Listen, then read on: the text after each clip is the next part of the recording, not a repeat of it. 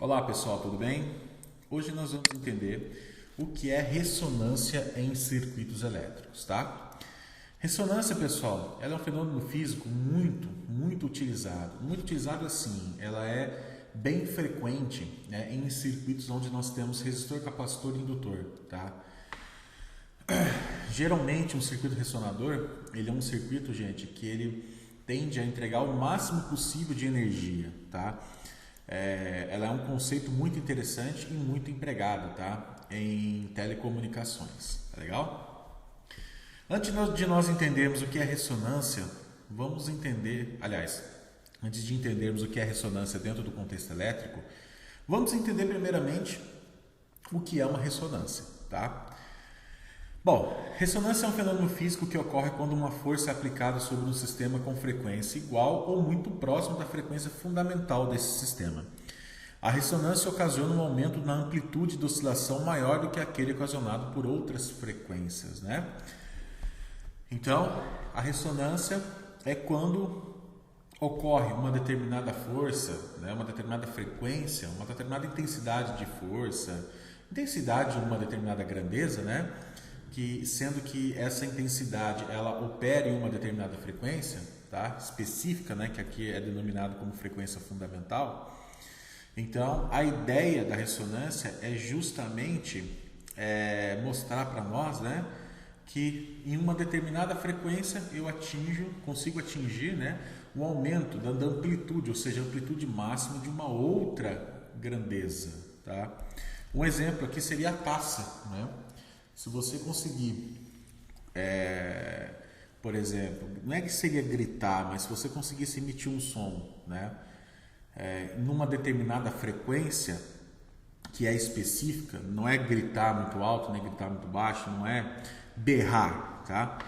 Se você conseguir atingir uma tonalidade de voz, né, uma tonalidade de grave e agudo ali, ou seja, uma frequência específica para aquela taça, o que vai acontecer? A taça vai vibrar, certo?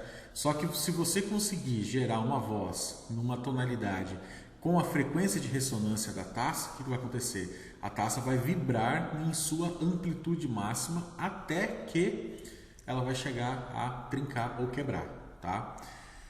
Então aqui é um típico caso de aplicação da ressonância. Então, quando eu falo, por exemplo, se eu emitir um som numa determinada frequência, né, ou seja, numa determinada amplitude, ou seja, numa determinada vibração, numa frequência específica, né, numa tonalidade específica, tá?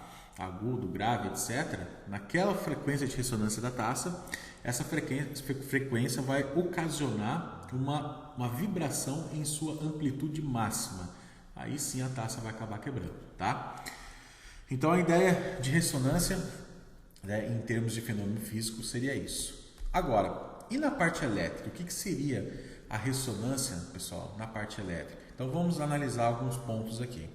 A ressonância elétrica ocorre em circuitos que contêm tanto capacitores quanto indutores, quando a reatância capacitiva e a reatância indutiva são iguais. Neste caso, a corrente não está nem atrasada nem adiantada em relação à tensão, o que ocorre em circuitos com capacitores e indutores em desequilíbrio. Consequentemente, se as reatâncias se anulam, o circuito obtém a máxima corrente possível, né? Então, assim, a gente sabe muito bem que um capacitor ele adianta o sinal de corrente em 90 graus e o indutor ele atrasa o sinal de corrente em 90 graus, né? Porém, se eu não tenho uma indutância e não tenho uma capacitância equilibrada ali, né, as minhas reatâncias serão diferentes, tá? Portanto, a minha impedância vai ter algum valor, concorda comigo? Tirando a parte real, vamos falar só de reatância. Então, se eu tenho um capacitor e indutor e eles estão em desequilíbrio, né, ou seja, joguei um valor de indutância qualquer, um valor de capacitância qualquer, vai existir uma reatância capacitiva e uma reatância indutiva, porém, entre aspas, elas não vão se anular, entre aspas, tá? Vai haver ali uma reatância equivalente, tá? Agora, se eu pego um capacitor e um indutor qualquer e eu aplico uma frequência que eu chamo de ressonância, o que vai acontecer? Eu vou ter uma reatância indutiva positiva, um valor positivo, né?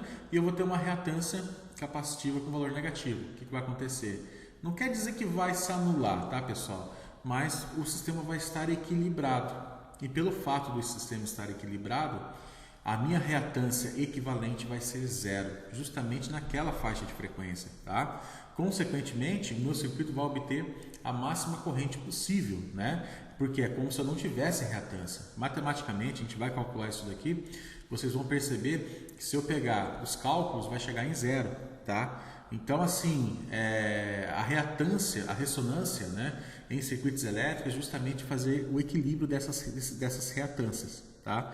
Ou seja, uma determinada faixa de frequência que eu aplico ali para minha carga capacitiva indutiva vai fazer com que a minha reatância equivalente fique zerada, tá? Se eu não tenho reatância, automaticamente eu vou ter uma corrente maior, né? Ou seja, a máxima possível, que seria somente levar em consideração somente a parte real ali, que é a resistência do resistor, né? Como que eu faço para calcular a frequência de ressonância de um circuito com resistor de indutor e capacitor, tá? É simples, 1 sobre 2π que multiplica a raiz quadrada, né, do valor da minha, que multiplica a raiz quadrada da minha indutância multiplicada pela capacitância, tá? Olha só um circuitinho que eu tenho aqui, tá, gente, para vocês observarem. Eu tenho um circuitinho aqui, um capacitor de 100 nanofarad, tá? Um indutor de 500 microfarad e um resistor de 1,2 kΩ, tá? Tem aqui uma fonte de tensão alternada com valor RMS aqui de 7 volts, fase zero, uma frequência de 1 kHz, tá? Simulando esse circuito aqui, pessoal, eu percebi que ocorreu uma defasagem. Então, olha só, a corrente que passa por esse resistor aqui, concorda comigo que ela vai estar em fase, né? Ou seja, a tensão que está sobre esse resistor, ele vai estar na mesma fase que a corrente. Portanto, se eu medir a tensão que está sobre esse resistor, é a mesma coisa, medir a tensão, mas no sentido de defasagem, tá? Então, se eu for avaliar a defasagem que eu tenho aqui sobre a tensão, né? Ou seja, medir o sinal de tensão, jogar no osciloscópio, eu vou perceber que ele vai ter uma defasagem em relação à fonte, certo? Só que o que acontece? Concorda comigo que num circuito onde o resistivo, a corrente e tensão estão na mesma fase? Então, assim, a fase que estiver a tensão sobre esse resistor vai ser a mesma da corrente. Portanto, a gente percebe que ocorreu aqui uma defasagem de 143,15 microsegundos, tá? Ou seja, existe uma defasagem. Agora, eu posso calcular um valor de frequência de tal maneira que esse valor de frequência ele vai fazer com que a minha tensão corrente entre em fase, né? A fórmula é 2π que multiplica o valor do indutor multiplicado pelo capacitor, é ou não é? Então eu posso vir aqui, gente, e fazer esse cálculo, né? Ó, deixa eu limpar aqui. Ó, a fórmula aqui diz o seguinte: a frequência de ressonância ela é calculada da seguinte forma, tá? Frequência de ressonância 1 sobre 2π que multiplica a raiz quadrada do indutor multiplicado da indutância multiplicado pela capacitância, tá? Então, fazendo esses cálculos aqui, vai ser 1 sobre 2π que multiplica a raiz quadrada. No meu circuitinho aqui, gente, eu tenho um indutor de 500 microhenry e um capacitor de 100 nano, né? Então aqui seria 500 vezes 10 a menos 6 multiplicado pelo meu capacitor aqui, que é o valor aqui do meu capacitor. Aqui é menos 6, né? Multiplicado pelo meu capacitor, que é 100 vezes 10 a menos 9. Né? Porque é 500 microhenry, né? E 100 nanofarad, tá? Fazendo essa conta, nós vamos chegar no seguinte valor. Olha só. Bom, vamos começar aqui com a raiz quadrada, né? 500 elevado a 6 negativo, né? 100 elevado a 9 negativo, né? Porque é nano. Multiplico, tira a raiz, 2π multiplica 2 Pi multiplica 1/x. Pronto. Ou seja, 22.507,98 Hz, tá? Então a frequência de ressonância aqui, gente, vai ser de 22.507,90, na verdade, 91, né? Então, 91 aqui, tá? 91 Hz, tá? Aí se eu pegar, aqui eu coloquei 90, mas pode ser 90, 91. Se eu pegar e colocar essa minha fonte de tensão aqui, mantendo, né, 7 volts RMS, porém numa frequência de 22.507,9 Hz, o que vai acontecer? Simplesmente o meu circuito entrou em ressonância, tá? Então, automaticamente o meu sinal de corrente vai entrar em fase com o meu sinal de tensão, ou seja, vão estar na mesma fase, né? Então a ressonância, gente, ela é interessante justamente para a gente tem essa base de cálculo, né? Justamente para poder encontrar uma frequência que faça com que os capacitores e indutores, né, possam, entre aspas, né, anular a reatância, tá? Então, ela é um conceito bem importante, porque assim, nem sempre eu vou achar valores comerciais aí de capacitores e indutores, né, que consigam atender, ou seja, que eu consiga achar o equilíbrio, né? Então, a ressonância ela é interessante, a frequência de ressonância ela é interessante, que eu posso pegar qualquer valor de capacitor e indutor aqui, tá? E eu acho a frequência que vai fazer com que os dois fiquem em ressonância. Pronto, meu sinal de corrente vai ficar em fase com o meu sinal de tensão, assim como vocês podem observar aqui no osciloscópio, tá? Outro ponto importante, gente, é o seguinte: imagina só, como que eu faço para colocar em fase, né? Outra forma de você colocar em fase a tensão com a corrente. Vamos supor que eu tenho aqui uma carga indutiva de 50 mA, tá? E um resistor de 100 ohms. Você pode perceber que neste momento aqui existe uma defasagem de 204,5 microsegundos, tá? Então, o que está acontecendo aqui? O meu sinal de corrente está atrasado em relação ao sinal de tensão, tá? E esse atraso aqui está sendo de 204,5 microsegundos. Eu posso colocar esses dois caras aqui em fase?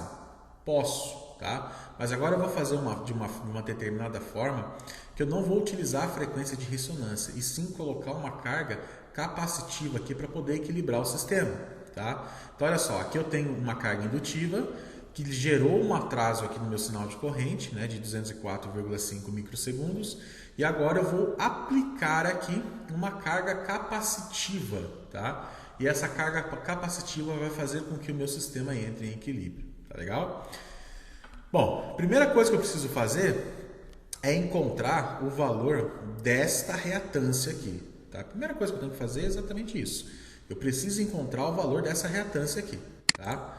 Então, utilizando a fórmula convencional da reatância indutiva, né, que é 2π, que multiplica a frequência, olha, a frequência que eu tenho aqui é de 1 kHz, né? 2π que multiplica a frequência de 1 kHz, que multiplica o valor da indutância aí, que é 50 mili, eu vou chegar num valor de 314,16, né, ohms. Agora, o que eu faço? Eu posso aplicar a seguinte regra, né, para poder encontrar a carga capacitiva, a reatância, né, capacitiva. Simplesmente eu posso vir aqui e igualar a minha reatância indutiva com a minha reatância capacitiva. Então olha só, a minha reatância indutiva aqui eu já encontrei, que é 314,16, tá? Já encontrei. E igual a minha reatância capacitiva, que é 1 sobre ômega C, tá? Então, fazendo todas as manipulações matemáticas aqui, olha lá, J 314,16 é igual, né? A minha reatância capacitiva, J 1 sobre 2π vezes a frequência, que é 1000 vezes o valor do capacitor, ou seja, a minha variável aqui agora vai ser o meu capacitor. Por quê? Porque eu preciso achar um valor de capacitância de tal forma que eu consiga fazer com que o meu capacitor, né, possa ter uma determinada capacitância que gere uma reatância igual à minha reatância indutiva aqui. Porque se eu tiver valores iguais, como eu estou igualando, elas vão se anular, tá? Então, fazendo toda a manipulação matemática, né? Eu vou chegar aqui, corto o J, porque você vai ver que ele vai ter que cortar, a parte imaginária corta, né? Eu vou chegar no capacitor de 506,60 nanofarad. Portanto, para esse circuito aqui, gente, ó, uma tensão RMS de 7 volts, tá? Fase 0, com uma frequência de 1 kHz, uma carga indutiva aqui de 50 mA, se eu colocar em série aqui um capacitor de 506,6 nanofarad, você vai perceber que eu simplesmente vou eliminar a defasagem, vai ser 0.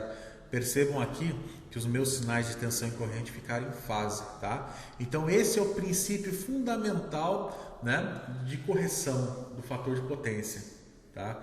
Porque o que é o fator de potência? O fator de potência, quando ele está muito baixo, quer dizer que o meu sinal de tensão e corrente está muito defasado. Tá? Aí eu preciso equilibrar. O que seria equilibrar? Seria aplicar um método, né? Ou seja, manipular o circuito aí de tal forma, aplicar alguma coisa, alguma outra carga, de tal forma que o meu sinal de corrente e tensão eles possam voltar, ou seja, possam ficar na mesma fase novamente. Tá? Então a ideia é essa. Por que eu fiz aqui propositalmente com o indutor? Porque na fábrica a gente tem muito mais indutor do que capacitor. Ou seja, a gente tem muito mais motor, né? O motor é um indutor.